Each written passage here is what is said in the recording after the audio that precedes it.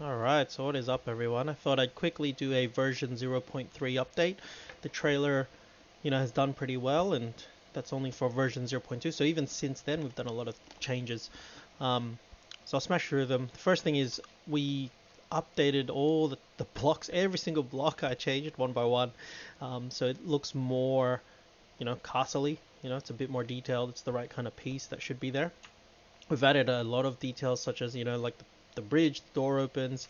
You'll notice there's a lot of more characters out in the kind of gathering area before the battle starts, and they all, automatically talk and say certain things that help out, like I guess, build that narrative. And then also the quests trigger off of, talking to the right people.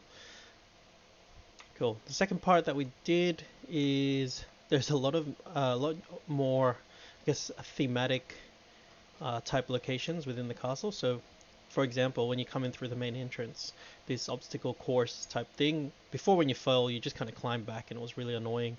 And some players get stuck on this section and never actually play the game. So what I did instead was, okay, let's create an actual dungeon so you have a consequence of falling. You can still get through the whole game, but there's monsters and stuff and kind of an extra route to take. So for those who can clear the map, the challenge, they basically save a little bit of time going straight here instead of doing that whole underground section and climbing up the ladder at the end. But I'll just show you some of those stuff. See, there's an underground river section, a couple of like monsters in there and stuff. Cool. So now, anyway, where do you land? You land here where the goblin section is, and there's a bit more moss green on the sides. There's treasure around, and these goblins all protect it. But you'll notice another cool thing is I'm integrating some of the characters from the Obsidian Breakers universe in here, and they all fight. Yeah, so they're all fighting goblins alongside you, and basically this is one of your teammates telling you to let them fight, and you just keep going on. Cool. So you come around here.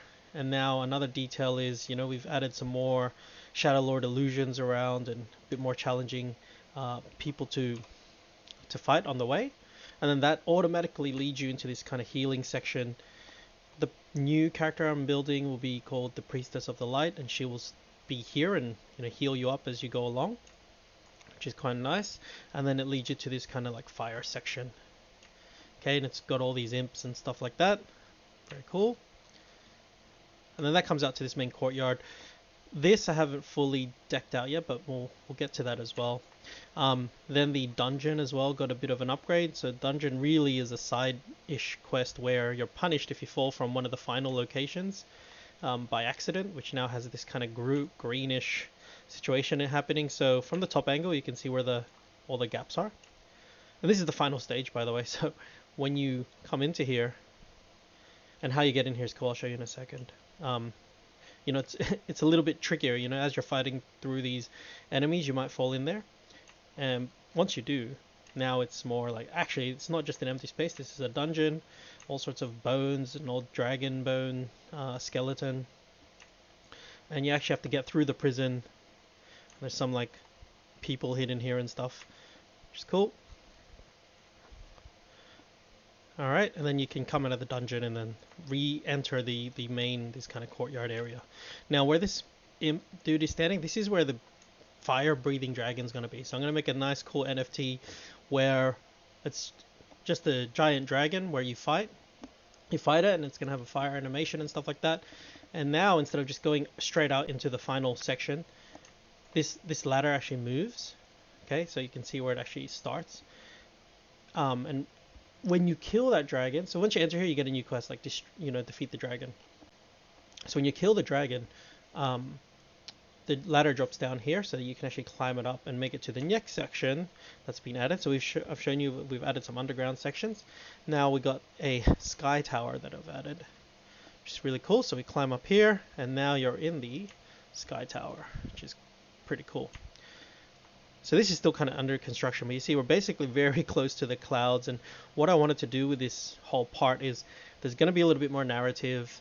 In this final section there'll be a couple of more Shadow Lord illusions, and you'll notice that the other guilds are working together to fight the illusions, and you'll fight some as well.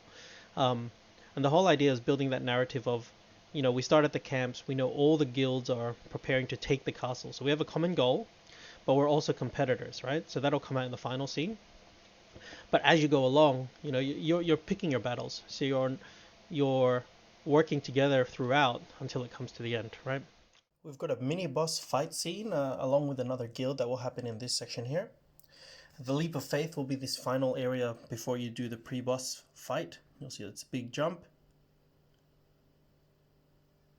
In this section here, there'll be more tension built up between the guilds. You'll see where, we're working together to get to this point, but now that we're up to this final showdown with the Shadow Lord, there could be a big fight. But we'll change this whole thing in version 0.4.